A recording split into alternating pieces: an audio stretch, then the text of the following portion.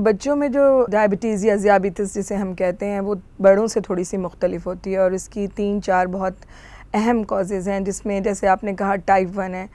अब टाइप 1 क्या होती है कि उसमें जो लबलबा या पेंक्रियाज जिसे कहते हैं वो बिल्कुल डिस्ट्रॉय हो जाता है। उसमें एक बीटा सेल्स होते हैं जो कि इंसुलिन बनाते हैं, तो वो बिल्कुल ख़त्म हो जाता है, यानी बिल्कुल काम नहीं करता। तो उससे बिल्कुल इंसुलिन बॉडी में नहीं बन रही होती, तो जिसकी वजह से टाइप 1 डायबिटीज़ हो जाती है। और टाइप 1 डायबिटीज़ के बच्चों को सिर्फ आप इंसुलिन दे सकते हैं। फिर जैसे बड़ों में टाइप 2 डायबिटीज़ बच्चों में भी होती है, उसका ज़्यादातर ताल्लुक़ वज़न से है। जो बच्चे टीनेजर्स हैं या बड़े हो रहे हैं, यानी कि 12 साल से ऊपर, 13 ईयर्स से ऊपर के जो 20s में हैं, उन बच्चों को मोटापे की वजह से इंसुलिन पैदा तो हो रही होती है मगर वो काम नहीं कर रही होती, तो टाइप 2 डायबिटीज़ हो जाती है, जो कि बदकिस्मती से आजकल हमारे मुल्क में भी बहुत ज़्यादा केसेस हो रहे हैं। फिर एक और बच्चों में जो अहम डायबिटीज़ होती है उसको हम जेनेटिक या मोनोजेनिक डायबिटीज़ कहते हैं, वो एक ख़ास किस्म में। फिर थैलेसीमिया हमारे मुल्क में बहुत कॉमन है, थैलेसीमिया रिलेटेड या ब्रॉन्ज़ डायबिटीज़ जिसे कहते हैं वो हो जाती है। सिस्टिक फाइब्रोसिस रिलेटेड है कि ये भी बच्चों में बीमारी होती है कि जो कि पूरे जिस्म के ग्लैंड्स को मुतासिर कर सकती है और पेंक्रियास को भी मुतासिर करती है। उसको हम CFTR रिलेटेड या सिस्टिक फाइब्रोसिस रिलेटेड डायबिटीज़ कहते हैं। तो ये गिनी चुनी टाइप्स हैं बच्चों में, और हमारे मुल्क में ये इन तमाम चीज़ों से बच्चों में शुगर हमने देखी है और काफ़ी केसेस कराची में भी मौजूद हैं। एक तो प्रॉब्लम ये है कि हमारे पास बहुत ज़्यादा लोगों के आम पब्लिक में इसका नॉलेज नहीं है, तो यूजुअली ये होता है कि हमारे पास बच्चे बेहोशी में लैंड करते हैं और बाज़ औक़ात तो वो एक हॉस्पिटल से दूसरे हॉस्पिटल जा रहे होते हैं और कोई उनकी शुगर ही नहीं चेक करता। तो इसको हम डायबिटिक कीटोएसिडोसिस कहते हैं। तो कीटोएसिडोसिस में बच्चा बेहोश हो जाता है, उसका शुगर लेवल बहुत ज़्यादा 250 से भी बढ़ जाता है, बल्कि 400-500 तक चला जाता है। और फिर उसके बाद उस पर बेहोशी ये दिमाग पर असर करती है, तो बच्चे बेहोश हो जाते हैं, सांस उखड़ने लगता है जिसे हम मेटाबॉलिक एसिडोसिस कहते हैं और या डीके कहते हैं।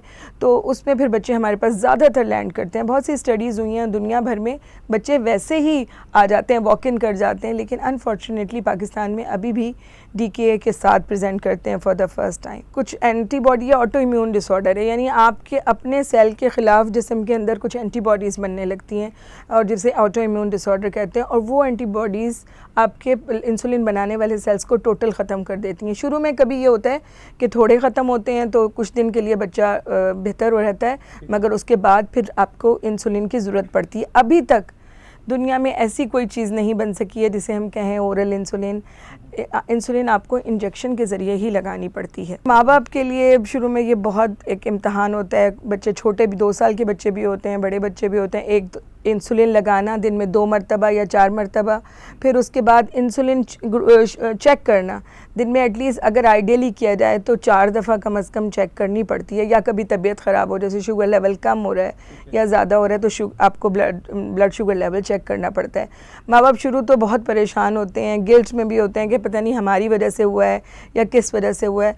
लेकिन हमने देखा है कि हमारी माशाल्लाह हमारी कौम बड़ी रिजिलियंट भी है और माँ बाप भी आहिस्ता आहिस्ता इस चीज़ को एक्सेप्ट कर लेते हैं और बहुत तरीक़े से बच्चों का इलाज करते हैं। और जिन बच्चों का सही तरीक़े से इलाज किया जाता है, टाइम से इंसुलिन दी जाती है, टाइम से चेक की जाती है शुगर, वो माशाल्लाह बिल्कुल नॉर्मल रहते हैं। माँ बाप को मैं तो ये कहती हूँ, देखें आप कुछ भी पढ़ाएं लिखाएं दम कराएं, वो माँ बाप हमसे पूछते हैं कि हम कोई और दवाई ले लें। मैं कहती हूँ देखें आप कुछ भी करें लेकिन इंसुलिन ना छोड़ें, ये तो आपके बच्चे की ज़िंदगी बचाने के लिए ज़रूरी है। असल में हमारा अभी तो एक तो ये कि रहने का स्टाइल आहिस्ता आहिस्ता बिल्कुल ऐसा होता जा रहा है कि कोई फ़िज़िकल एक्टिविटी नहीं है बच्चों की, और स्पेशली कोविड में तो बच्चों की फ़िज़िकल एक्टिविटीज़ और भी कम हो गई हैं, तो उनका वेट ज़्यादा हो गया है। फिर जंक फूड में ज़्यादातर लेना, सॉफ्ट ड्रिंक्स लेना, ये बहुत बढ़ गया है। तो इससे ये होता है कि उस वक्त बच्चों के अंदर आहिस्ता आहिस्ता इंसुलिन बन तो रही होती है, लेकिन जो उनके बॉडी है वो उसके लिए काम नहीं कर रही होती, यानी कि उसके ख़िलाफ़ रेजिस्टेंस पैदा हो जाती है और वो इंसुलिन जितनी भी बनाए वो काम नहीं करती। उससे उनको भूख ज़्यादा लग रही होती है मगर इंसुलिन काम आगे नहीं कर रही, तो बहुत सी चीज़ें होने लगती हैं और जिसमें शुगर लेवल का हाई होना बहुत इंपॉर्टेंट है। इसको हम टाइप 2 डायबिटीज़ भी कहते हैं।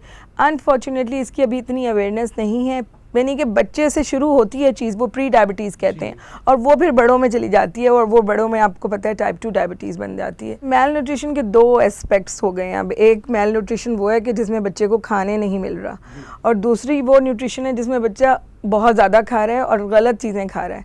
तो वो 2 स्पेक्ट्रम है, और हमारे पास मेल न्यूट्रिशन भी, PCM भी, और जो प्रोटीन कैलोरी मेल न्यूट्रिशन है वो भी बहुत कॉमन है, और अब ओबेसिटी में भी हम पाकिस्तान किसी से पीछे नहीं है।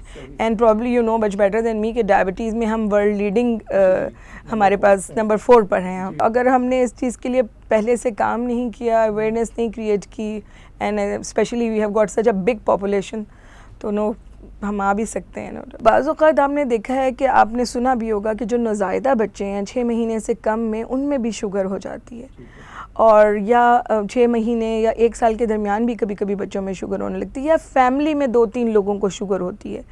और इस चीज़ को हम कहते हैं कि कोई जीन है, कोई जेनेटिक कॉज है जो इसकी ज़िम्मेदार है। इसको हम मोनोजेनिक डायबिटीज़ कहते हैं। ये बड़ों से मुख्तलिफ होती है और टाइप 1 से भी मुख्तलिफ है, और इसका टेस्ट हम पाकिस्तान में तो नहीं कर सकते जेनेटिक टेस्टिंग, मगर हम बाहर भिजवाते हैं, and it is free of cost for our population, बच्चों के लिए।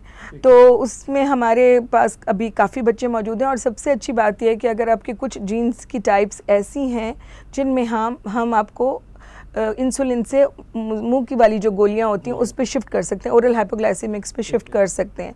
तो that is the best thing कि अगर आप अपने बच्चे की जेनेटिक्स कराते हैं, अगर 6 महीने से कम उम्र पे तशख़ीस हो गई है शुगर की, तो आप लाजमी जेनेटिक्स करवाएं।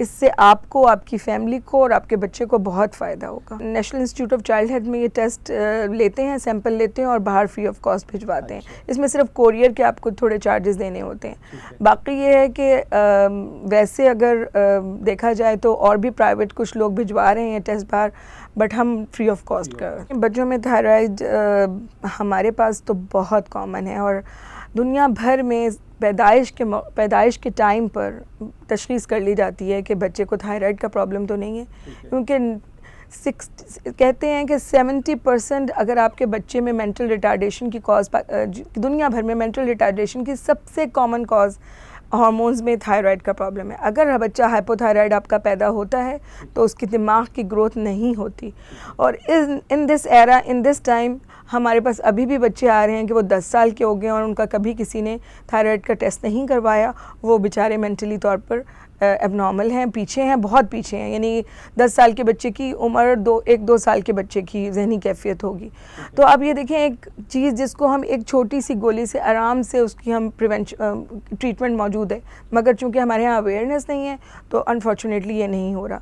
अभी हम लोगों ने ये शुरू किया है कि नौज़ायदा बच्चों की गवर्नमेंट हॉस्पिटल्स में भी थायराइड का टेस्ट किया जाए, ताकि ये यूजुअली सेकंड डे पर या 7वें दिन पर हम ये टेस्ट करते हैं। तो अगर ये शुरू में शनाख्त हो जाए तो हाइपोथायराइड जिसे हम कहते हैं, जिसमें एक सिंपल टेस्ट है, फ्री T4 TS है, जो थायराइड के फंक्शन होते हैं उससे बीमारी पकड़ में आ जाती है, और फिर उसका बहुत ही कामयाब इलाज मौजूद है। 100% सक्सेस रेट है थायराइड की ट्रीटमेंट का। तो वो हम शुरू करके इस इतनी बड़े प्रॉब्लम से निजात हासिल कर सकते हैं। मैं ये भी कहूँगी तमाम माँ बाप को कि आप डॉक्टर से पूछें कि आपके बच्चे का पैदाइश के टाइम पे थायराइड का टेस्ट हुआ है। अगर नहीं हुआ तो ये ख़ुद करवाएं। और अलामात ये होती हैं कि सबसे इम्पॉर्टेंट चीज़ ये होती है कि बच्चा थोड़ा सुस्त रहता है और कब्ज़ रहता है, उसे कॉन्स्टिपेशन जिसे हम कहते हैं, ये बहुत कॉमन सिम्टम्स हैं। बहुत रोता नहीं है, ज़्यादातर सोता रहता है, स्लीप में रहता है, सोमनोलेंस बढ़ जाती है बच्चे की, ग्रो नहीं करता बहुत अच्छे तरीके से, स्किन ड्राई रहती है, जल्द आपको खुश्क महसूस होगी, और आपके बच्चे के फेस पे और वो थोड़ा सा जैसे स्वेलिंग सी होती है as compare to normal kids. तो माएँ हमारे पास इस तरह भी लेकर आती हैं कि ये तो सुस्त पड़ा रहता है और कब्ज़ रहता है या देर से बोलता है। तो ये एक बहुत इंपॉर्टेंट अलामत स्पीच डिले भी है। तो अगर ये तमाम अलामत आपके बच्चे में मौजूद हैं तो आपको थायराइड का टेस्ट ज़रूर कराना चाहिए। अनफॉर्चुनेटली कुछ डायबिटिक्स बच्चे होते हैं टाइप 1, चूँकि ये एक ऑटो इम्यून डिसऑर्डर है तो उसमें ये हाइपरथायराइडिज्म का भी मसला हो जाता है। और अगेन अगर आपके प्रॉब्लम होती है, हाथ कांपते हैं, उसमें हाथों में कांपने की अलामत बहुत कॉमन है, तो और आंखें थोड़ी सी बाहर निकल आती हैं, तो अगर ये किसी को फील होती हैं अलामत या तो अपने टेस्ट करवाएं। Again it is not that costly, test हर जगह फ्रीली अवेलेबल है, गवर्नमेंट हॉस्पिटल्स में भी मौजूद है और प्राइवेटली भी फ्रीली अवेलेबल है। तो कराएं तो आप पिक करके बहुत अच्छा इलाज मुमकिन है।